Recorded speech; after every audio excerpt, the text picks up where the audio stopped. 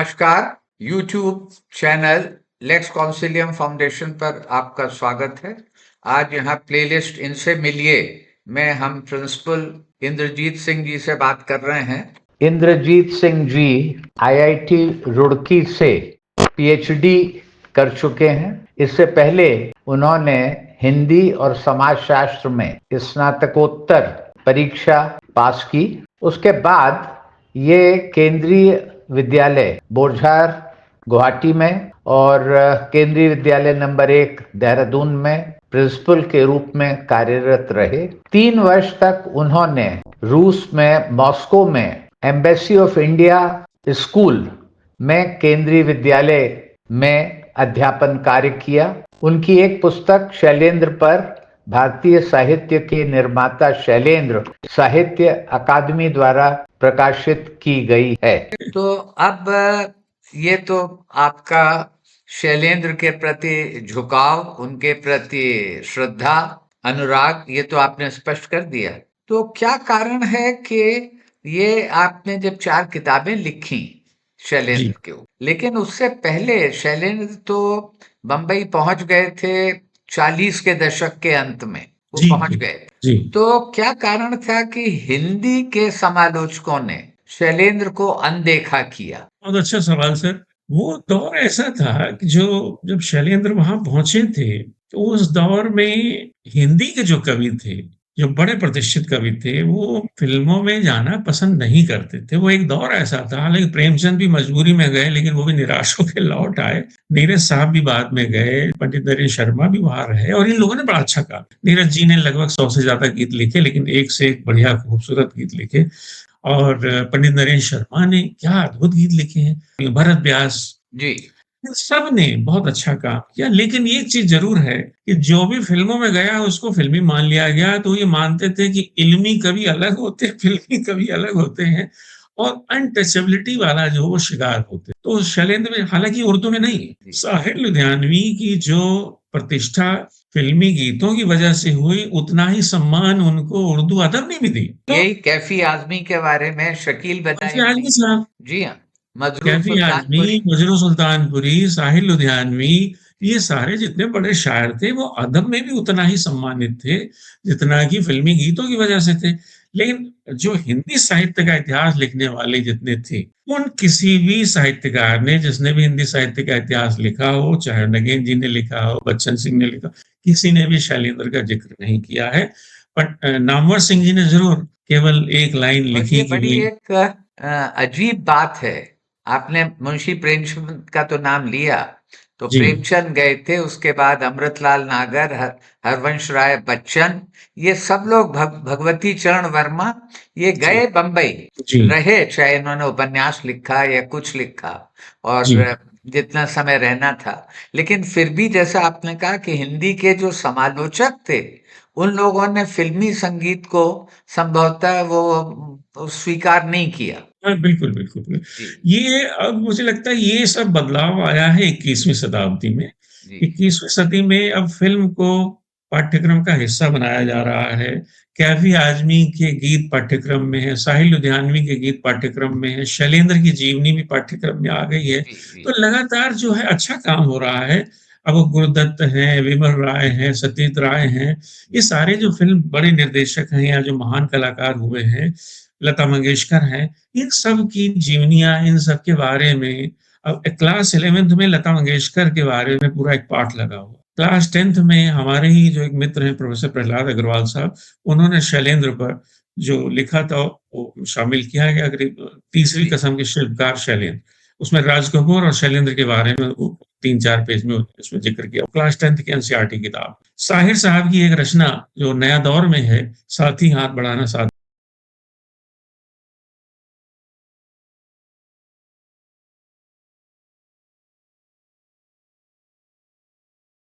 12-13 साल, 15 साल हो गए लगभग। जी, 15 साल से वो पाठ्यक्रम में है। बहुत अच्छा। अ, कर चले हम फिदा जानो संग साथियों, आप तो सेना कर चले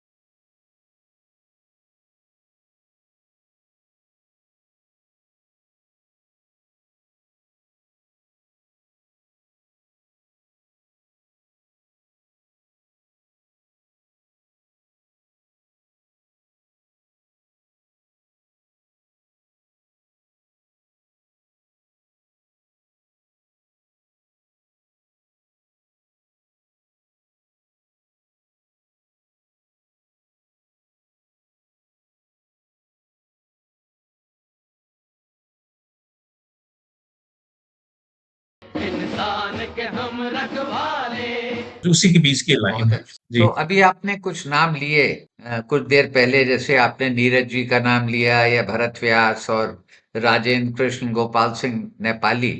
तो ये जी, वो लोग हैं जो कि हिंदी के कवि थे और बाद जी। में इन्होंने संगीत गीतकार भी बने फिल्मों में। जी, जी, जी, जी। तो मैं ये जानना चाहता हूँ कि इन सब की तुलना में या इन सब के सामने शैलेंद्र किस तरह से अलग हैं? नीरज साहब, पंडित भरत व्यास जी, प्रदीप जी, पंडित नरेंद्र शर्मा, जी, सारे बड़े कवि। जी, पंडित नरेंद्र शर्मा फ़िल्मों में जाने से पहले ही एक प्रतिष्ठित कवि के तौर पर उनकी मान्यता थी। नीरज जी भी फ़िल्मों में जाने से पहले जी, गीतों के राजकुमार कहे जाते थे। गोपाल सिंह नेपाली वो फ़िल्मों में जाने से पहले भी वो अपने उनका तो कहा जाता है कि जिस कवि सम्मेलन में जाते थे, वो 5,000, 4,000, 8,000, 10,000 लोग सुनने वाले होते थे। ये बड़े कवि हुए।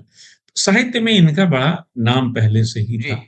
शैलेंद्र ने हालाँकि ज़रूर है कि जब वो फ़िल्मों में जाना शुरू किया, फ़िल्मों में गए, वो पहली बार 49 में उन्होंने गीत लिखे बरसात फ़िल्म में। जी, उससे पहले वो हंस में जो साहित्यिक पत्रिका जो प्रेमचंद ने जिनकी स्थापना की थी जिस पत्रिका की, उसमें छपना शुरू हो गए। जी, भगत सिंह पर उन्होंने कविता लिखी और जो उनकी कुछ कविताएँ हंस में जो हैं, वो छपी हुई हैं। लेकिन ये है कि उनका जो पहला कविता संग्रह आया, वो फ़िल्मों में स्थापित होने के बाद आया। अच्छा, एक कवि के तौर पर न्योता और चुनौती उनका पहला कविता संग्रह आया जिसमें उनकी लगभग 32 कविताएँ हैं। जी, तो वो 1955 में प्रकाशित हुआ था, यानी फ़िल्मों के 8-9 साल आने बाद। में फ़िल्म लाइन में आने के 6 साल बाद। जी, तो यहाँ पर एक कवि के तौर पर उन्होंने पहचान तो ख़ैर शुरू हो गई थी उनकी कवि सम्मेलनों के माध्यम से, लेकिन ये जो नीरज जी हैं या पंडित नरेंद्र शर्मा हैं, इनके कई कविता संग्रह फ़िल्मों में जाने से पहले ही प्रकाशित हो चुके थे और जी, एक प्रतिष्ठित कवि के तौर लेकिन शैलेंद्र ने वो कमी पूरी कर दी कि उपन्योता और चुनौती जो उनका संग्रह प्रकाशित हुआ, लेकिन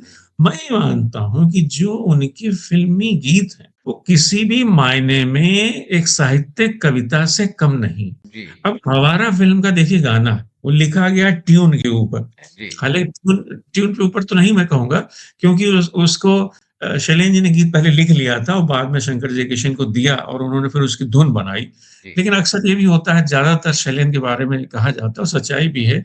उन्होंने जो लगभग 800 गाने लिखे हैं, उन 800 में से ये मान के चलिए 700 गाने ऐसे हैं जो ट्यून पर लिखे गए, धुन पर लिखे गए हैं। जी, यानी पहले संगीतकार एक धुन बताता है, ट्यून देता है और उसके ऊपर शब्द बैठाने होते हैं। जी, तो इस काम में वो बड़े एक्सपर्ट थे, माहिर महारत थे। हासिल थी।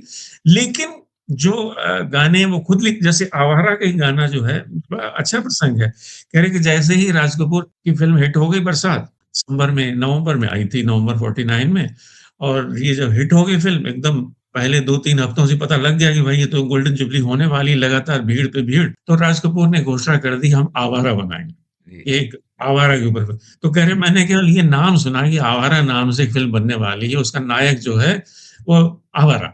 तो जी, कह रहे मैंने अपनी तरफ से गीत लिख लिया और राज कपूर को जाके सुनाया कि साहब देखो आप तो फ़िल्म बना ही रहे हैं और अब जो है ये गीत आवारा हूँ, गर्दिश में हूँ, आसमान का तारा हूँ।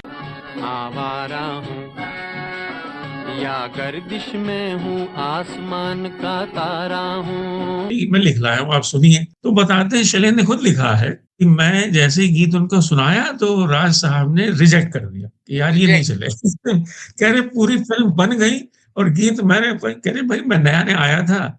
उस ज़माने में राज साहब को दबाव नहीं डाल सकते थे क्योंकि हम तो कर्मचारी थे उनके। जी, हम तो भाई वो तो भाई मालिक हैं और हम तो एक तरह से उनके सेवक जैसे थे। वो अलग थे, वो हमें मित्र मानते थे लेकिन भाई मालिक भी थे, कंपनी के जी, मालिक थे तो उस नाते अब दबाव नहीं डाल सकते कि भाई लिखना ही पड़ेगा, लेना ही पड़ेगा गीत।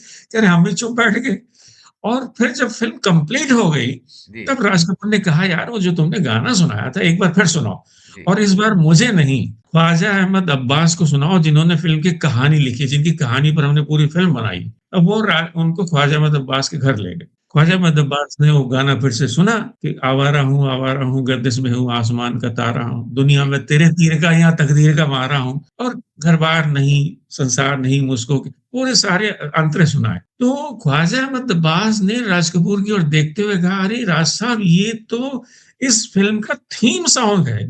आप इसे इग्नोर कैसे कर सकते हो? अरे इसको तो ये तो आत्मा है इस गीत की। जो मैंने कहानी लिखी 3 घंटे की, इस आदमी ने 3 मिनट में उस बात को पूरा समेट दिया है। तो कहानी की आत्मा तो ये गीत है, इसको ज़रूर शामिल करिए। तो फिर ख्वाजा अहमद अहमद अब्बास साहब की पैरवी पर वो गीत शामिल किया गया बाद में, और वही उसका सबसे बड़ा एक हाइलाइट बना। और यही गाना था जो न केवल भारत में बहुत लोकप्रिय हुआ, सोवियत संघ जी जिसके अब 15 हिस्से हो जी गए हैं 1990 के बाद, तो वो रशिया में भी, तुर्कमेनिस्तान में भी, जी हाँ उज़्बेकिस्तान में भी, ताशकंद जैसे मुल्क, सब में उतना ही लोकप्रिय हुआ। और ये गीत जो है बहुत ज़्यादा मकबूल हुआ था। अक्सर कहा जाता है, और ये बात सच्चाई भी है, मैं 6 साल क्योंकि रशिया में रहा हूँ, तो मुझे मालूम हुआ बहुत से मित्रों से। हमारे यहाँ तो ये गोल्डन जुबली हुई थी फ़िल्म, जी वहाँ 2 साल चली थी। हमारा फ़िल्म वहाँ 2 साल लगातार चली थी। जी और बताते ये हैं कि 6.5 करोड़ लोगों ने इस फ़िल्म को देखा टिकट खरीद कर। जी हाँ और ये फ़िल्म तो गई थी केवल एक एग्ज़िबिशन के तौर पर, वहाँ एग्ज़िबिशन लगी थी फ़िल्म वालों के, मतलब एक फ़िल्म महोत्सव हुआ था। 5 फ़िल्में उन्होंने भारत से मँगवाई थी। तो उसमें राज कपूर की फ़िल्म आवारा गई थी, 2 बीघा ज़मीन गई थी जिसमें बलराज साहनी थे, और देवानंद की भी 2 फ़िल्में थीं, आँधियाँ और राही, और एक फ़िल्म और थी। अच्छा, ये चारों फ़िल्में ऐसी थी जो सामाजिक पृष्ठभूमि वाली थी, जिसमें कहीं न कहीं समाजवाद का एक प्रोग्रेसिव विचार था। लेकिन 5वीं फ़िल्म ऐसी थी जो भारतीय संस्कृति और संगीत पर आधारित, वो जी हाँ बेजुबान। और पाँचों फ़िल्मों को एक-एक दिन दिखाया गया। तो पहले 2 बीघा ज़मीन दिखाई गई, बहुत लोगों ने एप्रिशिएट किया, उसको रूसी भाषा में डबिंग करके उसको दिखाई। फिर उसके बाद आवारा दिखाई गई। तो आवारा जब दिखाई गई तो वहाँ बताते हैं कि आवारा देखने के बाद जो 2000 से ज़्यादा दर्शक उस हॉल में मौजूद थे, वो तो बिल्कुल पगला गए कि भाई ऐसी फ़िल्म हो सकती है। वो बिल्कुल चार्ली चैपलिन वाले अंदाज़ में वो गाना गा रहा है, और दुःख में भी मल्हार गाने की जो एक ताकत शैलेंद्र के गीतों में थी, उसकी वजह से वो सारे फैन। तो इस ये बात पूछी गई उनसे, ख्वाजा अहमद अब्बास ने बहुत बाद में 1954 में ये महोत्सव हुआ था, सितंबर और अक्टूबर के दौरान हुआ था ये। और ये पाँचों फ़िल्में जब दिखाई गई तो लोकप्रिय फ़िल्म वहाँ दो एक तो 2 बीघा ज़मीन भी हुई, लेकिन आवारा ने सबको पीछे छोड़ दिया। मतलब एक तरह से आवारा तो एक वो बरगद के पेड़ की लोकप्रियता तरह, उसको जो मिली वो उसकी और किसी को लोकप्रियता नहीं वो है किसी को नहीं मिली। देवानंद को भी किसी ने वहाँ नोटिस नहीं लिया। ठीक है बलराज साहनी को काम चलाओ नोटिस लिया गया, भई एक अच्छी फ़िल्म की में थे, और विमल राय की फ़िल्म थी, उसके लिए एप्रिशिएट तो हुए। लेकिन है कि राज कपूर की वजह से ऐसा होता है ना, बिल्कुल एकदम क्लीन स्वीप कर दिया हो।